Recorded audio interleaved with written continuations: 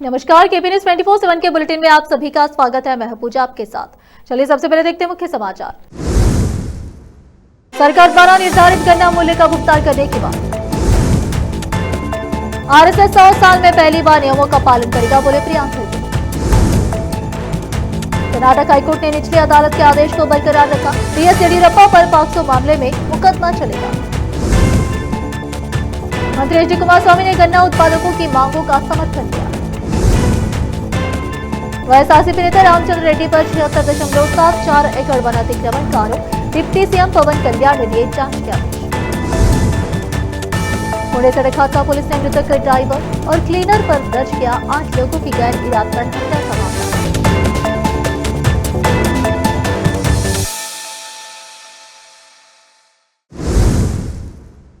अब समाचार विस्तार से। चिटकुपा में बीएसएस के निर्देशक मल्लिकार्जुन पाटिल ने गुरुवार को बुलाई प्रेस विज्ञापन में कहा कि केंद्र सरकार ने किसानों के लिए गन्ने का मूल्य 3,500 प्रति टन तय किया है, जबकि राज्य सरकार ने उसे 3,300 तय किया है। इस संबंध में किसान निराश होकर बुधवार को अहमदाबाद में आयोजित विशाल प्रदर्शन के द्वारा जिलाधिकारी गन्ने के मूल्य की घोषणा नहीं की और किसानों के लिए यह कहना अनुचित है कि उन्हें गन्ने की रिकवरी के आधार पर 2,850 देंगे। यह किसानों को अन्याय हुआ है। मल्लिकार्जुन पाटिल ने जिलाधिकारी से किसानों को अनिवार्य रूप से 3,300 रुपए देने को अपील की है। मल्लिकार्जुन पाटिल ने मांग की है कि कारखाने के मालिक और सहकारी समिति के अध्यक्ष को चाहिए कि सरकार द्वारा निर्धारित मूल्य देना चाहिए। इस अवसर पर आयोजित संवाददाता सम्मेलन में रवि शिवपूजी, इस्माइल लाठोड़ी, परमेश्वर बाबड़ी आदि उपस्थित रहे। चिटकुपा से संवाददाता अजीम की रिपोर्ट। ಇವತ್ತಿನ ಪತ್ರಿಕಾಗೋಷ್ಠಿಗೆ ಎಲ್ಲ ಪತ್ರಕರ್ತರಿಗೆ ಸ್ವಾಗತಿಸುತ್ತಾ ಇವತ್ತಿನ ಪತ್ರಿಕಾಗೋಷ್ಠಿಯ ಉದ್ದೇಶ ನಿನ್ನೆ ಆಗಿದ್ದಂಥ ಹುಮ್ನಾಬಾದ್ನಲ್ಲಿ ರೈತರ ಪ್ರತಿಭಟನೆ, ಅಲ್ಲಿ ಜಿಲ್ಲಾಧಿಕಾರಿಗಳು ಬಂದಿದ್ದರು. ಪ್ರತಿಭಟನೆಯಲ್ಲಿ ಯಾವುದೇ ಒಂದು ಅಂತಿಮ ನಿರ್ಣಯ ಬರಲಿಲ್ಲ. ಕನ್ಫ್ಯೂಷನಲ್ಲೇ ಪ್ರತಿಭಟನೆ ಮುಕ್ತಾಯಗೊಂಡಿತು.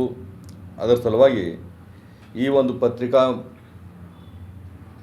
ಮುಖಾಂತರ, ಮೀಡಿಯಾ ಮುಖಾಂತರ ನಾವು ಜಿಲ್ಲಾಧಿಕಾರಿಗಳಲ್ಲಿ ಮನವಿ ಮಾಡೋದೇನೆಂದ್ರೆ, ಇವತ್ತು ಕೇಂದ್ರ ಸರ್ಕಾರ FRP ರೇಟು 3,550 ರೂಪಾಯಿ ಫಿಕ್ಸ್ ಮಾಡ್ಯದ. ಅದೇ ರೀತಿ ರಾಜ್ಯ ಸರ್ಕಾರದ ಮುಖ್ಯಮಂತ್ರಿಗಳು ಏನದ ಅಂತಂದ್ರೆ 3,300 ರೂಪಾಯಿ ಏನದ ಅಂತಂದ್ರೆ ರೇಟ್ ಫಿಕ್ಸ್ ಮಾಡ್ಯಾರ. ನೀವು ರೈತರಿಗೆ ಕೊಲ್ಬೇಡ್ರಿ.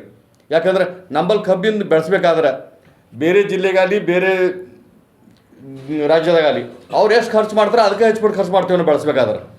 ಖರ್ಚೆ ನಮ್ಗೆ ಯಾವುದು ಕಮ್ಮಿ ಬರ್ತಾ ಇಲ್ಲ. ಮತ್ತು ಅವ್ರಿಗೊಂದು ರೇಟು ನಮಗೊಂದು ರೇಟು ಯಾಕೆ ನೀವು ಗೊಂದಲ ಮಾಡ್ತಾ ಇದ್ದೀರಿ? ಆ ರೈತರಿಗೊಂದು ನ್ಯಾಯ ಸಿಗಬೇಕು, ನಮಗೊಂದು ನ್ಯಾಯನ. ಬೀದರ್ ಜಿಲ್ಲೆಯಲ್ಲಿ ಅಂದ್ರೆ ರೈತರು ಹೋರಾಟ ಚೆನ್ನಾಗಿಲ್ಲ, ರೈತರು ಹೇಳ್ತಾ ಇಲ್ಲ ಅಂತಂಬದ್ದು ಏನದ ಅಂದ್ರೆ ತಾವು ಇಲ್ಲಿ ಲೀಡ್ಗಳ ಮನೋಸ್ಥಿತಿ ಏನದ ಅಂತಂದ್ರೆ ತಾವು ಗೊಂದಲಕ್ಕೀಡಾಲತ್ತೀರಿ. ನಮ್ಗೆ ಅರ್ಥ ಆಗ್ತಾ ಇಲ್ಲ. ಇದೇ ರೀತಿ ಶುಗರ್ ಫ್ಯಾಕ್ಟ್ರಿ ಅದ ನಮ್ಮಲ್ಲಿ, BSSಗೆ ಶುಗರ್ ಫ್ಯಾಕ್ಟ್ರಿ. ಆಲ್ರೆಡಿ NCDCಲಿಂದ 550 ಕೋಟಿ ರೂಪಾಯಿ ನಾವು ಕೊಡ್ಲಿಕ್ಕೆ ರೆಡಿ ಇದ್ದೀವಿ ಅಂತೇಳಿ ಒಂದು ಸೆಕ್ಷನ್ ಲೆಟರ್ ಕಳಿಸ್ಯಾರ ರಾಜ್ಯ ಸರ್ಕಾರಕ್ಕೆ. ತಾವು ಇದಕ್ಕೆ ಪರಿಶೀಲನೆ ಮಾಡಿ ನಮ್ಗೆ ಕಳಿಸ್ಕೊಡ್ರಿ ಅಂತೇಳಿ. ಅದು ಮಾಡ್ಲಿಕ್ಕೆ ರೆಡಿ ಇಲ್ಲ. ಲೀಸ್ ಕೊಡ್ಬೇಕಂತ ಮಾಡಿದ್ದಾರೆ. ಲೀಸ್ ಪಾರ್ಟಿ ಬಂದದ. ಲೀಸ್ ಪಾರ್ಟಿ ಮುಂದೆ ತಾವು ಯಾವುದೂ ತಗೋತಾ ಇಲ್ಲ. ಅದ್ರ ಸಲುವಾಗಿ ಇಲ್ಲಿಂದ ಸರ್ಕಾರ ಏನದ, ಉಸ್ತುವಾರಿ ಮಂತ್ರಿಗಳು ಏನಾರ ರೈತರ ಬಗ್ಗೆ ಕಾಳಜಿ ವಹಿಸ್ಬೇಕು. ಯಾಕಂದ್ರೆ ಇಲ್ಲಿ ಏನಾಗ್ಯದಂದ್ರೆ ನಮ್ಮೆಲ್ಲ ನಾಯಕರಿಗೆ आरडीपीआर मंत्री प्रियंक खड़गे ने कहा कि आरएसएस अपने 100 साल के इतिहास में पहली बार देश के नियमों का पालन करते हुए मार्च निकालेगा। एक संगठन जिसने एक सदी तक भारत के स्वतंत्रता आंदोलन की अवहेलना की है, संविधान और राष्ट्रीय ध्वज का विरोध किया और कानून की अनदेखी की, अब उसका सम्मान और पालन करना सीख रहा है। कोई भी कानून से ऊपर नहीं है, न व्यक्ति न संस्थाएं, और निश्चित रूप से वे संगठन भी नहीं जो खुद को संविधान से बड़ा समझते हैं। मंत्री ने कहा कि प्रियंक खड़गे उच्च न्यायालय द्वारा आरएसएस को चितपुर में अपना रूट मार्च निकालने की अनुमति दिए जाने पर प्रतिक्रिया दे रहे थे। चितापुर विधानसभा में प्रियंक किसी का प्रतिनिधित्व करते हैं। मंत्री ने कहा कि हालांकि मार्च की अनुमति दी गई थी, लेकिन यह सख्त सीमाओं के भीतर था, जैसे कि केवल 3,000 प्रतिभागियों को अनुमति, चितापुर के बाहर से कोई प्रतिभागी नहीं, स्वीकृत मार्ग और समय का पालन करना, शांति बनाए रखना और यह सुनिश्चित करना कि कोई गड़बड़ी न हो। कर्नाटक के पूर्व मुख्यमंत्री और वरिष्ठ भाजपा नेता बीएस येडियुरप्पा को झटका देते हुए कर्नाटक उच्च न्यायालय ने गुरुवार को उनके खिलाफ दर्ज पोक्सो अधिनियम के तहत मामला रद्द करने से इनकार कर दिया। यह मामला 2 फरवरी 2024 को उनके आवास पर एक बैठक के दौरान एक नाबालिग लड़की से कथित तौर पर छेड़छाड़ करने का है। उच्च न्यायालय ने निचली अदालत द्वारा 28 फरवरी को पारित उस आदेश को बरकरार रखा जिसमें अपराधों का संज्ञान लेते हुए येडियुरप्पा और 3 अन्य को समन जारी किया गया था। हालांकि उसने निचली अदालत से कहा कि वह येडियुरप्पा की उम्र को देखते हुए मुकदमे के दौरान उनकी उपस्थिति पर जोर न दे। न्यायमूर्ति एमआई अरुण ने पूर्व मुख्यमंत्री और 3 अन्य द्वारा दायर 2 अलग अलग याचिकाओं का निपटारा करते हुए यह आदेश पारित किया जिसमें निचली अदालत के आदेश की वैधता पर सवाल उठाया गया था।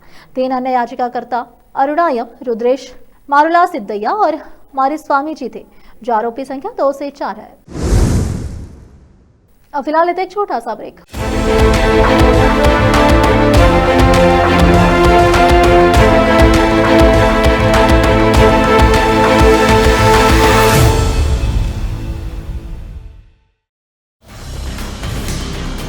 हिंदुस्तान के हर कोने में हम हैं मौजूद। 24 घंटे हालात पर गहरी नजर, खबरों से जुड़े चुपते सवालात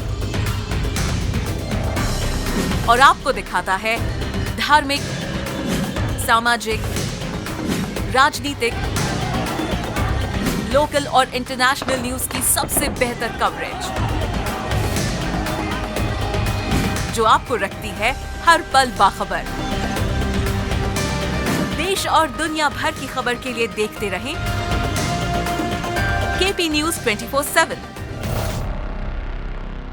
नूर एजुकेशन ट्रस्ट बीदर की ओर से चलाया जाने वाला नूर एमएड और BEd college Bidar, recognized by NCTE Delhi, affiliated to Bidar University, Bidar. Admissions open for the academic year 2025 to 26.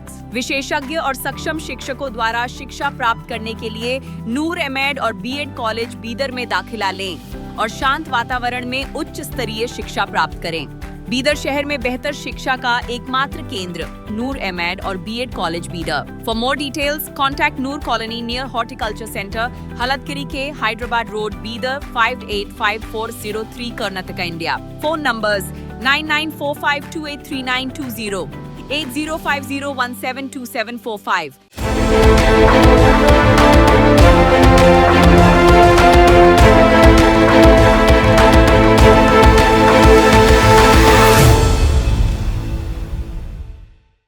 Break के बाद आप सभी का स्वागत है। आइए देखते देश के अन्य समाचार। केंद्रीय मंत्री श्री कुमार स्वामी ने गुरुवार को राज्य सरकार पर मुधोल के गन्ना किसानों की दुर्दशा की अनदेखी करने का आरोप लगाया, जिसके कारण बुधवार को एक चीनी मिल में आगजनी हुई। उन्होंने कहा कि मुधोल चीनी मिल के प्रांगण में गन्ने से लदे ट्रैक्टरों को जलते हुए देखकर मुझे गहरा सदमा लगा। यह राज्य की कांग्रेस सरकार की विफलता का स्पष्ट संकेत है। पूर्व मुख्यमंत्री ने कहा कि जब बेलगावी में किसानों ने विरोध प्रदर्शन किया तो सरकार उन्हें राज्य भर के गन्ना उत्पादकों को प्रभावित करने वाले बड़े संकट का समाधान करने में पूरी तरह विफल रही। उन्होंने कहा कि इससे मुधोल के किसानों का धैर्य जवाब दे गया। कुमारस्वामी ने कहा कि किसानों के संकट को राजनीति के संकीर्ण चश्मे से देखने के बजाय सरकार को उदारता और सच्ची चिंता दिखानी चाहिए। कुमारस्वामी ने कहा कि मैं मुधोल के किसानों के साथ पूरी दृढ़ता से खड़ा हूं। मैं राज्य सरकार से आग्रह करता हूं कि वह तुरंत हस्तक्षेप करे और इस संकट का समाधान करे। गन्ना किसानों के लिए ऐसी समस्या फिर न आए, यह सुनिश्चित करने के लिए एक अस्थायी समाधान निकाला जाना चाहिए। आंध्र प्रदेश के डिप्टी सीएम पवन कल्याण ने वन अतिक्रमण से जुड़ा बड़ा खुलासा किया है। उनका दावा है कि जंगल के 76.74 एकड़ जमीन पर अवैध कब्जा किया गया है। इस मामले पर उन्होंने पूर्व वन मंत्री और वरिष्ठ वाईएसआरसीपी नेता पेड्डी रेड्डी रामचंद्र रेड्डी पर गंभीर आरोप लगाया है और अधिकारियों को जांच के आदेश दिए गए हैं। आरोप है कि पूर्वी घाट के मंगलम पेटा रिजर्व फॉरेस्ट में जमीन पर अवैध कब्जा किया गया है। यह जमीन कथित तौर पर पूर्व वन मंत्री और वरिष्ठ वाईएसआरसीपी नेता पेड्डी रेड्डी रामचंद्र रेड्डी से जुड़ी है। इस साल जनवरी के महीने में वन भूमि अतिक्रमण के आरोप लगे थे। इसके बाद राज्य सरकार ने विस्तृत संयुक्त निरीक्षण के लिए तुरंत एक उच्च स्तरीय 3 सदस्यीय समिति का गठन किया। वन, राजस्व और भूमि अभिलेख विभागों के कई संयुक्त सर्वेक्षणों से अब स्पष्ट दस्तावेज आधारित उल्लंघन सामने आए हैं। उप मुख्यमंत्री पवन कल्याण ने हवाई सर्वेक्षण और क्षेत्रीय रिपोर्टों की समीक्षा के बाद स्वयं अतिक्रमित क्षेत्र का दौरा किया। इसके बाद उन्होंने मुख्यमंत्री एन चंद्रबाबू नायडू को जानकारी दी और कई कड़े निर्देश जारी किए। उन्होंने सभी वन भूमि अतिक्रमणकारियों के नाम सरकारी वेबसाइट पर प्रकाशित करने को कहा और अतिक्रमण की सीमा और प्रत्येक व्यक्ति के मामले की स्थिति सार्वजनिक रूप से प्रकट करने की बात कही। पुणे पुलिस ने शुक्रवार को एक भीषण सड़क दुर्घटना में शामिल मृतक चालक और क्लीनर के खिलाफ गैर इरादतन हत्या का मामला दर्ज कर लिया।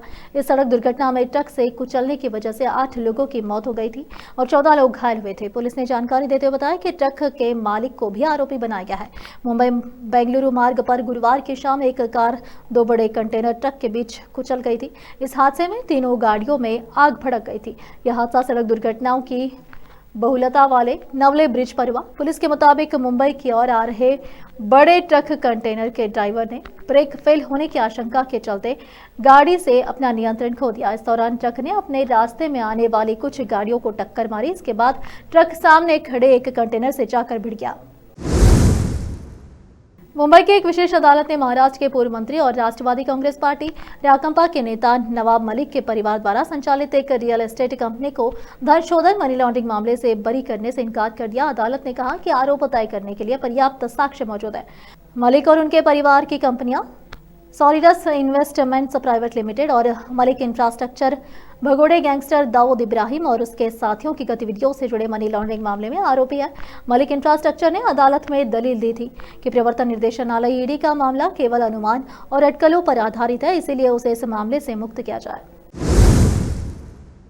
बागेश्वर धाम के प्रमुख धीरेन्द्र कृष्ण शास्त्री ने केंद्रीय कृषि मंत्री शिवराज सिंह चौहान की भूरी प्रशंसा की। उन्होंने इस बात पर जोर दिया कि कृषि का विकास राष्ट्र की प्रगति का अभिन्न अंग है और कहा कि शिवराज सिंह चौहान द्वारा की गई पहल इस विकास में महत्वपूर्ण योगदान देंगी। अब फिलहाल एक और छोटा सा break. Noor education trust Bidar की ओर से चलाया जाने वाला नूर एमएड और BEd college Bidar, recognized by NCTE Delhi, affiliated to Bidar University Bidar. Admissions open for the academic year 2025 to 26. विशेषज्ञ और सक्षम शिक्षकों द्वारा शिक्षा प्राप्त करने के लिए नूर एमएड और बीएड कॉलेज बीदर में दाखिला लें और शांत वातावरण में उच्च स्तरीय शिक्षा प्राप्त करें। बीदर शहर में बेहतर शिक्षा का एकमात्र केंद्र नूर एमएड और BEd college Bidar. For more details contact Noor colony near horticulture centre, Halatgiri के Hyderabad road, Bidar 585403 Karnataka, India. Phone numbers 9945283920, 8050172745। Break के बाद आप सभी का स्वागत है। आइए देखते हैं देश के अन्य समाचार।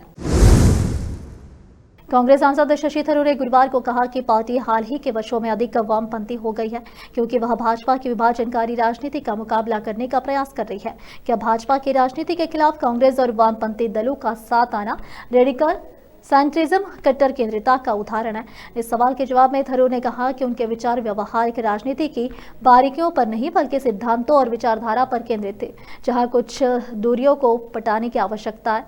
इससे पहले उन्होंने रेडिकल सेंट्रिज्म पर एक व्याख्यान दिया था। उन्होंने गुरुवार रात आयोजित कार्यक्रम में कहा कि लेकिन रणनीतिक समायोजन लगातार बढ़ते जा रहे हैं। दरअसल कुछ मायनों में इसका एक नतीजा यह हुआ है कि मेरी पार्टी पहले से ही कहीं ज्यादा वामपंथी पार्टी बन गई है। इस अर्थ में अगर आप डॉक्टर मनमोहन सिंह की पार्टी को देखें तो आप कह सकते हैं कि यह अपने दृष्टिकोण में ज्यादा सचेतन रूप से मध्यम मार्गी थी। इसने पूर्ववर्ती भाजपा सरकार की कुछ नीतियों से प्रेरणा ली थी। मादक पदार्थों के तस्करी गिरोह के खिलाफ प्रवर्तन निर्देशालय ईडी ने शुक्रवार 14 नवंबर 2025 को बड़ी कार्रवाई की। बीते साल नवंबर में जब्त की गई 82.53 किलो कोकीन से जुड़े मामले में ईडी दिल्ली, एनसीआर और जयपुर में 5 जगहों पर छापेमारी कर रही है। भारत में तमाम एजेंसियां ड्रग्स से जुड़े गिरोह पर लगातार कार्रवाई कर रही है। बीते साल नारकोटिक्स कंट्रोल ब्यूरो एनसीबी ने नवंबर में दिल्ली के जनकपुरी और नांगलो इलाकों से 82.53 किलो मादक पदार्थ जब्त किया था।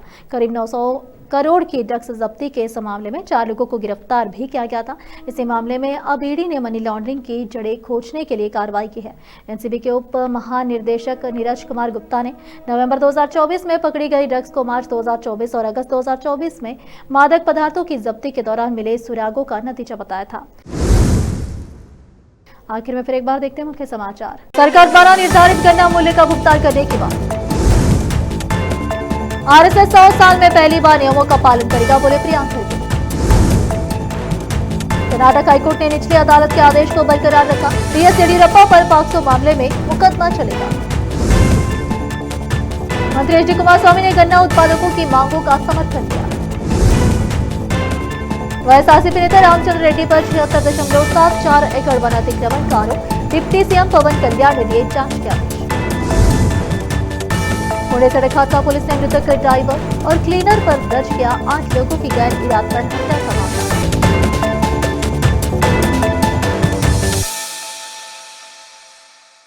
केपी न्यूज के इस बुलेटिन में इस वक्त के लिए इतना ही। देश विदेश और स्थानीय समाचारों के लिए देखते रहिए आपका अपना चैनल केपी न्यूज 24/7। अधिक जानकारी के लिए चैनल को लाइक, शेयर और सब्सक्राइब करना ना भूलें। धन्यवाद।